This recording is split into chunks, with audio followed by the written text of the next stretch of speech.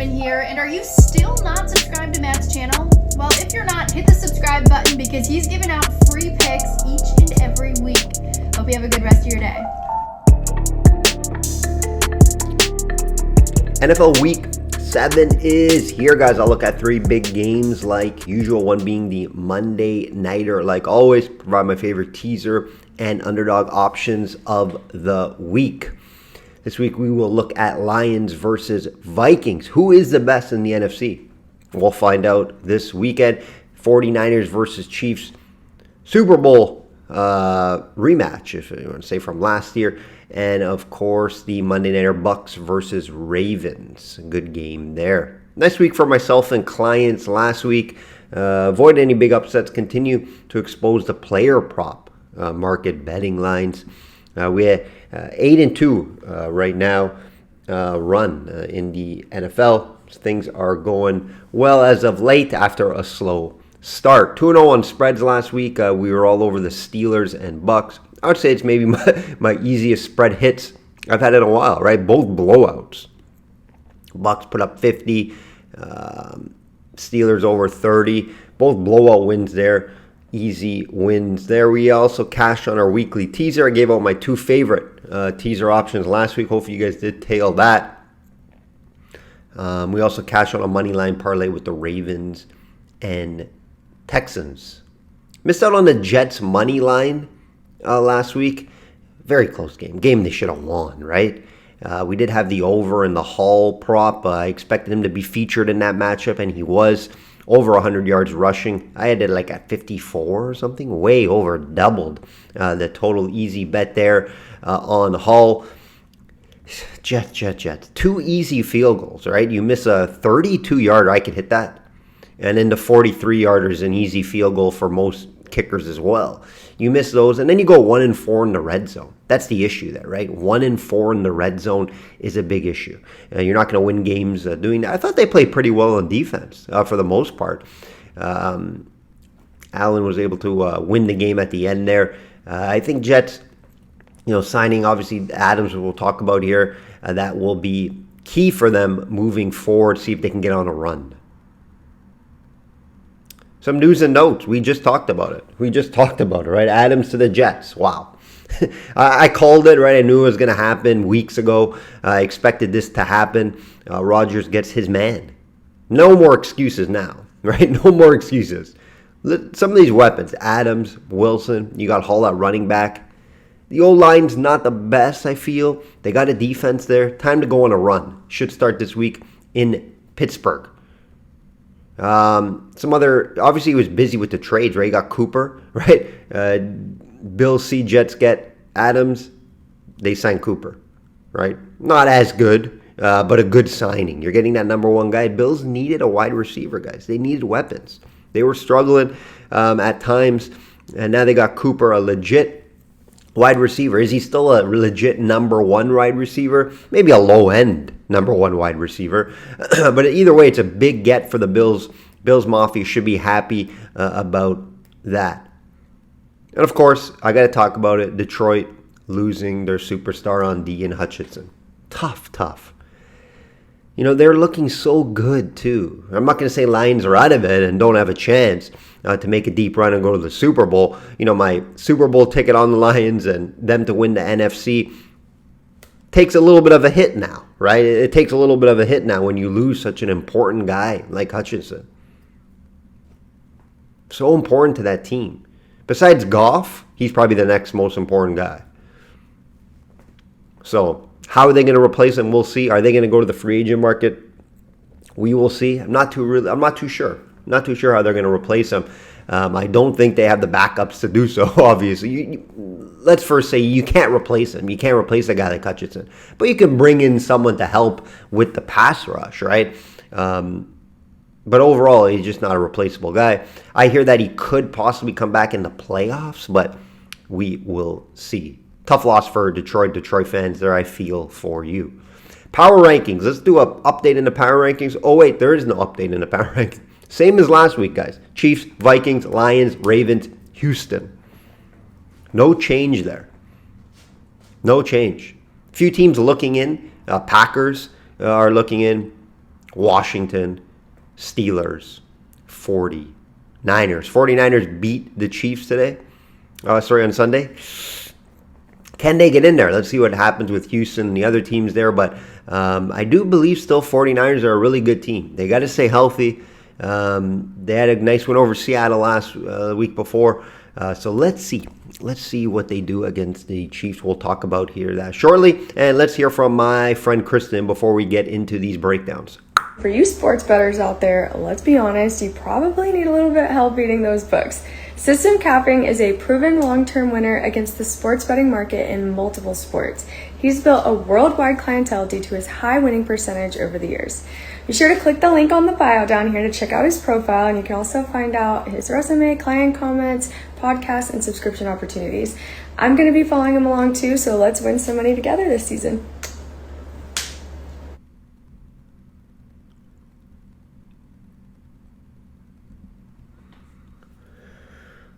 Let's get right into it. Just couple quick notes. This year, obviously the slow start, but we are rolling right now. 8-2 client run. We're 77% in the player prop market. 4-1 in totals, and we're profitable on the year after a slow start. I expect nothing but good things moving forward. Let's get into the first game we're going to talk about. It's the big game. It's the game of the week. Lions at Vikings, -1.5 Vikings, total 50.5. Game of the week should be, right? Who is the best in the NFC? We will find out Sunday. Vikings are the only them and the Chiefs only 5-0 team left. Both teams coming off a bye too. That's interesting. Does it slow down momentum, right? Or does it help them? Most of the time off a bye, it's going to help you. You're going to get healthy. We will see. Time will tell. Aaron Jones, a big, I have it highlighted here in my notes. Aaron Jones, is he healthy? Is he playing? Still don't know. He hasn't practiced this week, guys. So that could be maintenance. He's a veteran, right? Does he need to practice? I think he needs to practice Friday. Definitely needs to practice Friday. So look at that. That's a big loss if he doesn't play. Big loss for that offense. Speaking about key pieces, I talked about earlier, Hutch. How are they going to look with Hutch? No Hutch on D. Who are they going to bring in? Who's going to be able to bring that pressure? That's going to be a man that's not replaceable, like I mentioned. What are they going to do on the pass rush? Our QB is going to have a little more time, and I do believe they will when you lose a big piece like that. Lions 4-1, averaging over 30 points per game. That's first in the NFL, guys. Third in total yards. Fourth in rushing yards. It's just such a balanced offense. That's why I think they're so good. A lot of times some teams are just good rushing or just good passing the ball. This team is, I think, the most balanced offense. Right? They can beat you anywhere. They can beat you on the ground with their 1A, 1B, right? Running backs, and Montgomery and Gibbs. Right, either guy could go start most places. And then in the air, of course, Goff playing outstanding. But it's going to be a good test, right? It's going to be a good test against this Vikings D that has been no less than great, right, to start the year. But they're going to have their hands full as well. I can't sit here and say, the Vikings haven't beat anyone. The Vikings haven't faced any good offenses, and that's why their D's been looking so good. No, I can't say that. Because they beat the 49ers, they beat the Texans, and they beat Green Bay. All great, high-powered offenses, guys. Is this Lions offense still the best? Probably. It's still probably the best, healthiest team they're going to face. I do agree with that.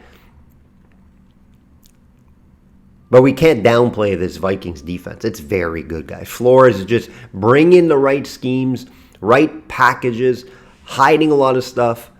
I love the interview that Stroud gave after facing Minnesota. I didn't know what was coming at me, he said. He just gave a ton of praise to this Vikings defense, and that's been the big story. Isn't even going to look better after the bye, right? And the team you're going to play for. You got a week and more to just study them. But they're going to be seeing a really red-hot Jared Goff, guys. Back-to-back 150-plus QB rating, guys. You don't see that. You don't see that often. That is very impressive. Of course, it'll be a tougher D that he'll have to face. Is he going to put 150 QB rating up again? I would say no, right? It's almost perfect. But Goff is feeling it. Goff is hot right now. This matchup is just so intriguing from a numbers standpoint, right? Vikings are first against QBs and a rating, allowing only a 70 rating. So this is going to be really fun. You have to watch this game, guys. No matter what, even if your team is playing. Like, I have multiple TVs, multiple screens.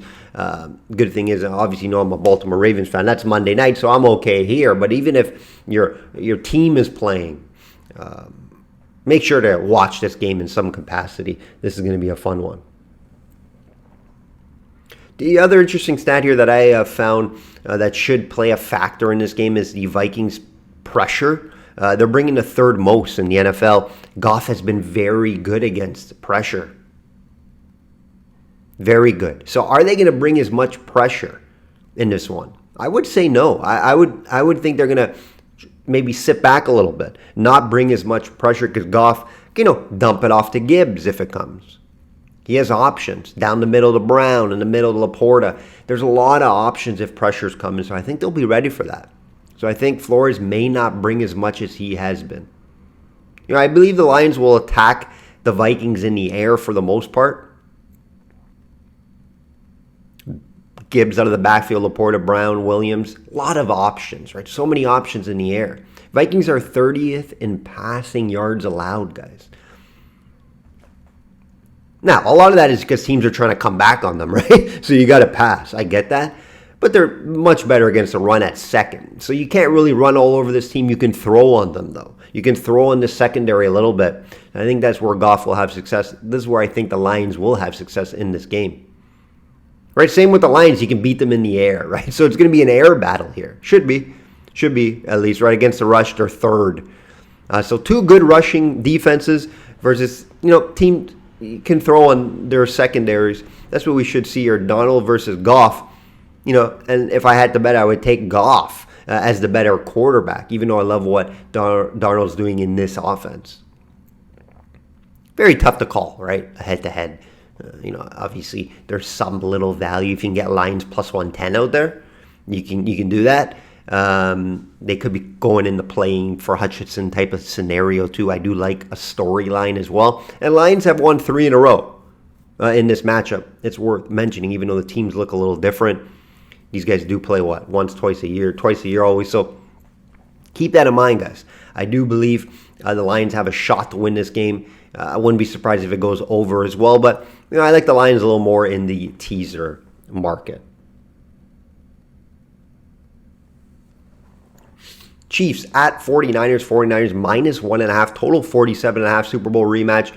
That looks a little different than a lot of people expect. I didn't expect 49ers to be very inconsistent week to week. They haven't been dominating teams. They've been letting a lot of points up. I expect Chiefs to be 5-0, maybe, but probably not. I didn't expect them to be 5-0, coming off a bye, and both teams are a little banged up as well. That's something to mention here. 49ers have been really banged up, guys. If they had their full team week to week, CMC in there, no defensive injuries, I believe they have a better record than they do today. Right? We know the key injuries on both sides. Pacheco, Rice, it's 2 of your best weapons. Right? Out for the Chiefs. When is that going to catch up to them? So far it hasn't, but could it here? Right? 49ers, CMC out. Could be back soon. But Mason's been filling in outstanding. Mason's been unbelievable. So it's more of a system, it looks like. Or maybe Mason is the real deal. But Mason, he's injured too. He got hurt last game. Watch the injury report. This game, if you want to bet it, definitely watch the injury report here. Right? Debo, banged up as well. Jennings, who is having a breakout year, banged up as well. Watch the injury report late Friday or Saturday for this one. A couple stats here that are intriguing. Definitely Chiefs, right? Very good against the run this season. You've been able to throw on them a little bit. But 9th in total yards allowed is good enough. Top 10 total yards allowed. Chiefs have been playing good defense, and we expected that.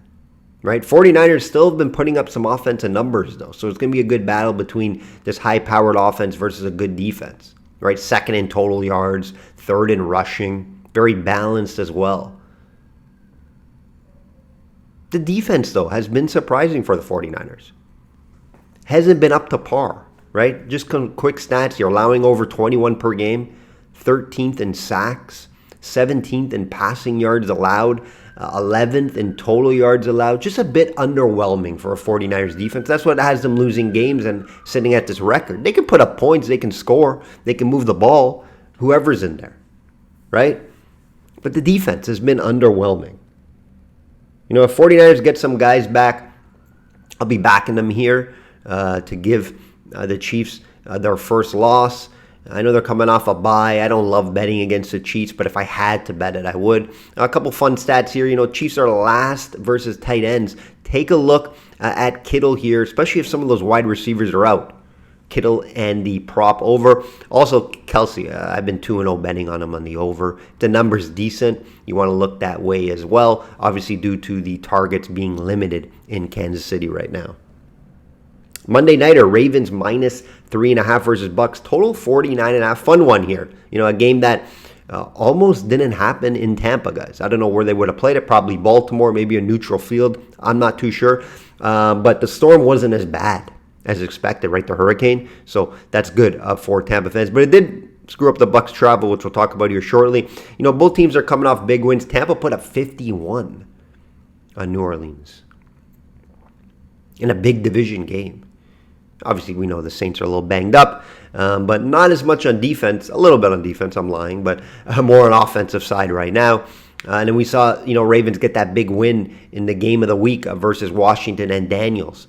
A good game there. They were able to put up 27. Two higher-powered offenses in this one. You know, Ravens being number one in pretty much all categories except the pass, but total yards, etc. Tampa Bay is just giving up a ton of yards, and that's where I do think they probably lose this game is because their defense is not good enough. They're giving up 365 per game, guys. That's 26 in the NFL. 26 in the NFL, guys. You know Ravens are going to be able to score and probably put up high 20s, if not in the 30s in this game. Can the Bucs keep up?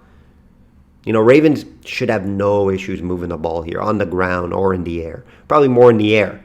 Tampa Bay's been pretty good against the run, but you got Derrick Henry, you got Lamar running. I don't think they're going to have an issue running the ball if they want to. You know, Ravens at times do struggle against teams that have two really good wide receivers, and we're going to see that here in Tampa Bay against Evans and Godwin. So I expect Baker to throw the ball well, and that's what I want to talk about. I want to talk about Baker Mayfield because he doesn't get as much praise as he does, as he should, right? Unbelievable season again, right? Passer rating 109, guys. QB rating 109. 15 TDs on the year, just under 1,500 yards. The 5 interceptions, not the best, but, you know, he is aggressive and does like to throw downfield to his weapons. Even in fantasy, he's like a top 3, top 5 fantasy quarterback. It's time to stop thinking as, you know, Mayfield as that journeyman. We saw it last year too, right? But was he going to be able to repeat it this year? And he is. The system works perfect for him. Hats off to Mayfield. Struggles in Cleveland, just struggles early in his career, and he was able to find a home. And, you know, I'm happy for the guy.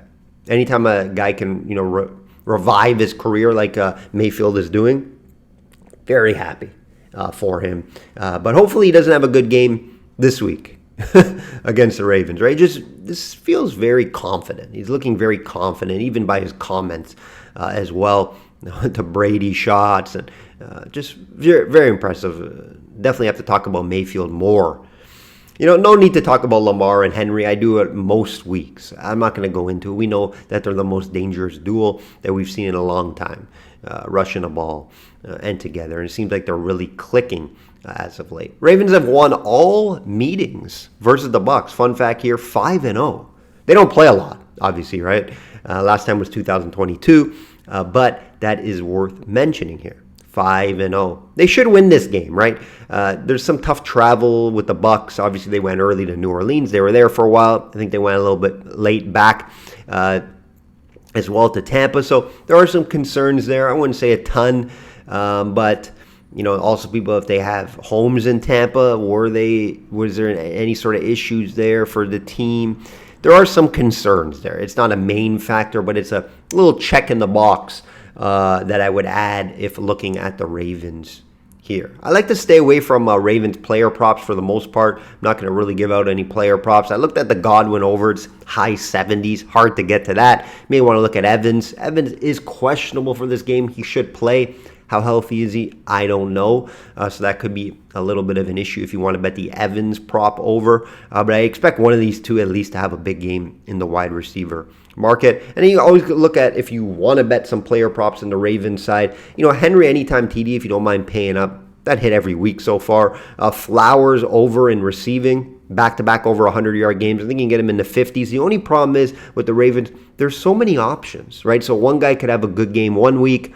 Flowers put together, 2 in a row, and it seems like they're really trying to get him the ball. So if you're going to bet him the over, and he has that ability to catch a 10-yarder but turn into a 30, right? So that's why I think over that 50 is not a bad play at all.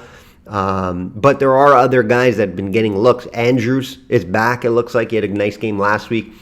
Bateman as well had a good game last week. So you take a chance, right? What if the Ravens just decide to run the ball all game, right?